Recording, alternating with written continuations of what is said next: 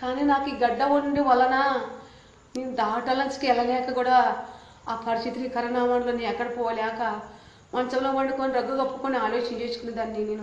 నేను ఎక్కడ పోలే, నా దేవుడే నన్ను స్వస్థపడతాలే, నాకు ఎవరున్నారు ఈ లోకంలో, నాకు దిక్కు నా తండ్రే నన్ను స్వస్థపరిచే దేవుడు నాకు ఎవరు లేరు, ఇంకెవరు కూడా నన్ను ఎవరు పట్టించుకోలేదు అని రాత్రిలోనూ పగులు మంచంలో వండుకొని రగ్గులు కప్పుకొని అట్లా ఏడ్చుకునేదాన్ని.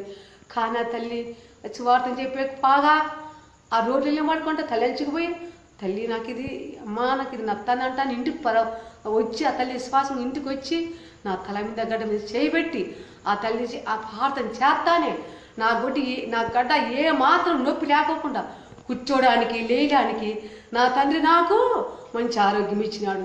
నా దేవుడే నన్ను ముట్టి స్వస్థపరిచినాడు. కానీ చాలా పరిస్థితులు ఇబ్బంది పడిదాన్ని. అన్నకు మా చెల్లితో ప్రార్థన చేసుకుందాం అనుకుంటే ఆ చెల్లి కూడా పని చేయలేదు. కానీ దేవుడే ఆ తల్లి నాయనకి నడిపించినాడు. ఆ తల్లి ముట్టుకుంటే నా నొప్పి ఎలాగమైందో అసలు నాకు తెలియలేదు.